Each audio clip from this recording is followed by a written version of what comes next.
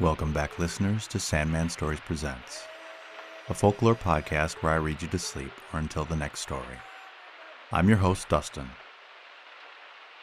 Today we are back in Ghana reading more stories from William Barker's West African folktales. We have the story of the beautiful woman who has to figure out who will be the best husband. We have the story of the great and powerful Minu. And we have the story of how Anansi's son, Kweku Tsin, gave shine to the stars. Okay, let's begin. Morning sunrise. A man in one of the villages had a very beautiful daughter. She was so lovely that people called her Morning Sunrise. Every young man who saw her wanted to marry her. 3 in particular were very anxious to have her for their wife. Her father found it difficult to decide among them. He was determined to find out by trick which of the 3 was the most worthy of her. He bade her lie down on her bed as if she were dead. He then sent the report of her death to each of the 3 lovers, asking them to come and help with her funeral.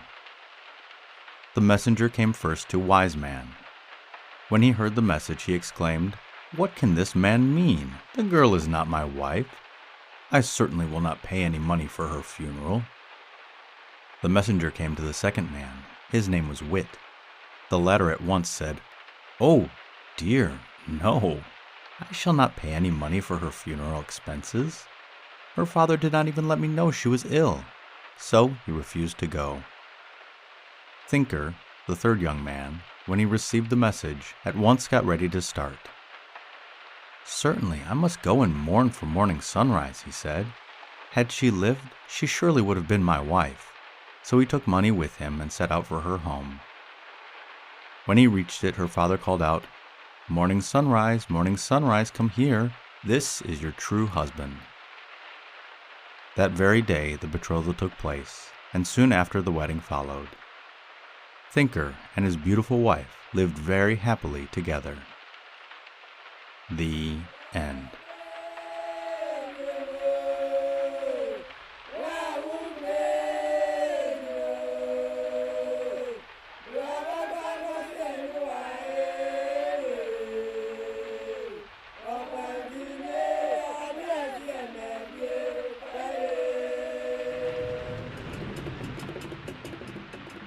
Okay, and story number 2, Honourable Minu. It happened one day that a poor Akim man had traveled from his own little village to Accra, one of the big towns on the coast. This man could only speak the language of his own village, which was not understood by the men of the town. As he approached Accra, he met a great herd of cows. He was surprised at the number of them and wondered to whom they could belong. Seeing a man with them, he asked him, "To whom do these cows belong?" The man did not know the language of the Akim man, so he replied, "Minu, I do not understand." The traveler, however, thought that Minu was the name of the owner of the cows and exclaimed, "Mr. Minu must be very rich." He then entered the town. Very soon he saw a fine large building and wondered to whom it might belong. The man he asked could not understand his question, so he also answered, "Minu." "Dear me, what a rich fellow Mr. Minu must be," cried the Akim man. Coming to a still finer building with beautiful gardens round it, he again asked the owner's name. Again came the answer, "Minu." "How wealthy Mr. Minu is," said our curious traveler. Next he came to the beach. There he saw a magnificent steamer being loaded in the harbor. He was surprised at the great cargo which was being put on board and inquired of a bystander, "To whom does this fine vessel belong?" "Minu," replied the man. "To the Honourable Minu also? He is the richest man I have ever heard of," cried the Akim man. Having finished his business, the Akim man set out for home. As he passed down one of the streets of the town, he met men carrying a coffin, followed by a long procession, all dressed in black. He asked the name of the dead person, and received the usual reply, "Minu." "Poor Mr. Minu," cried the Akim man. "So he has had to leave all his wealth and beautiful houses and die just as a poor person would do. Well, in the future I will be content with my tiny house and little money." And the Akim man went home, quite pleased, to his own hut. The end.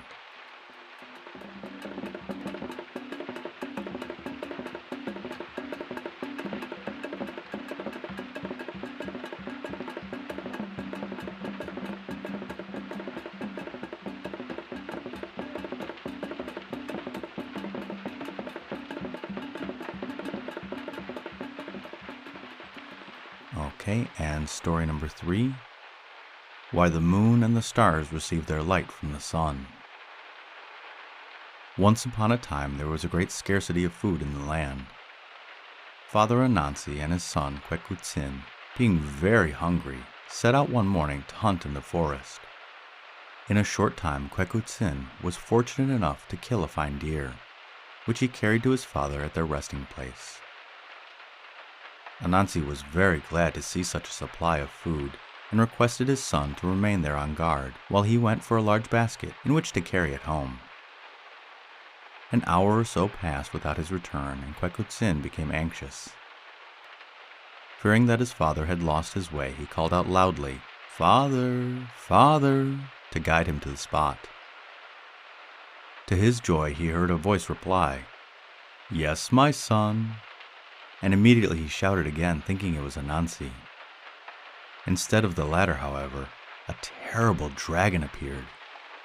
This monster breathed fire from his great nostrils, and was altogether a dreadful sight to behold.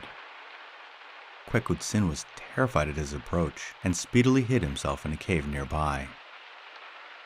The dragon arrived at the resting place, and was very annoyed to find only the deer's body. He vented his anger in blows upon the latter, and went away. Soon after, Father Anansi made his appearance. He was greatly interested in his son's tale, and wished to see the dragon for himself. He soon had his desire, for the monster, smelling human flesh, hastily returned to the spot and seized them both. They were carried off by him to his castle, where they found many other unfortunate creatures also awaiting their fate. All were left in charge of the dragon's servant, a fine white cock, which always crowed to summon his master if anything unusual happened in the latter's absence. The dragon then went off in search of more prey. Kweku Tsin now summoned all his fellow prisoners together to arrange a way of escape. All feared to run away because of the wonderful powers of the monster. His eyesight was so keen that he could detect a fly moving miles away. Not only that, but he could move over the ground so swiftly that none could outdistance him. Kweku Tsin, however, being exceedingly clever, soon thought of a plan. Knowing that the white cock would not crow as long as he had grains of rice to pick up, Kweku scattered on the ground the contents of 40 bags of grain, which were stored in the great hall. While the cock was thus busily engaged, Kweku Tsin ordered the spinners to spin fine hempen ropes to make a strong rope ladder. One end of this he intended to throw up to heaven, trusting that the gods would catch it and hold it fast, while he and his fellow prisoners mounted. While the ladder was being made, 3 men killed and ate all the cattle they needed, reserving all the bones for Kweku Tsin at his express desire. When all was ready, the young man gathered the bones into a great sack. He also procured the dragon's fiddle and placed it by his side. Everything was now ready. Kweku Tsin threw one end of the ladder up into the sky. It was caught and held. The dragon's victims began to mount, one after the other, Kweku remaining at the bottom. By this time, however, the monster's powerful eyesight showed him that something unusual was happening at his abode. he hastened his return. On seeing his approach, Kweku Tsin also mounted the ladder with a bag of bones on his back and the fiddle under his arm. The dragon began to climb after him. Each time the monster came too near, the young man threw him a bone, with which, being very hungry, he was obliged to descend to the ground to eat. Kweku Tsin repeated this performance till all the bones were gone, by which time the people were safely up in the heavens. Then he mounted himself as rapidly as possible, stopping every now and then to play a tune on the wonderful fiddle. Each time he did this, the dragon had to return to earth to dance, as he could not resist the magic music. When Kweku was quite close to the top, the dragon had nearly reached him again. The brave youth bent down and cut the ladder away below his own feet. The dragon was dashed to the ground, but Kweku was pulled up into safety by the gods.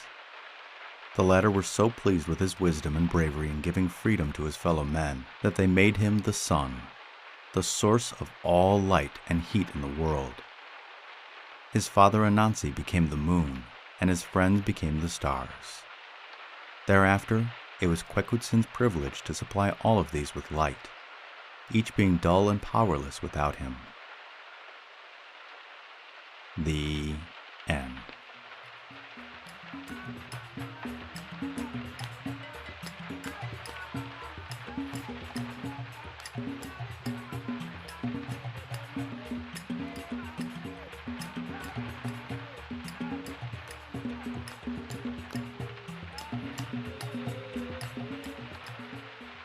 Okay, in the first story, I really like how Morning Sunrise made her choice of husbands.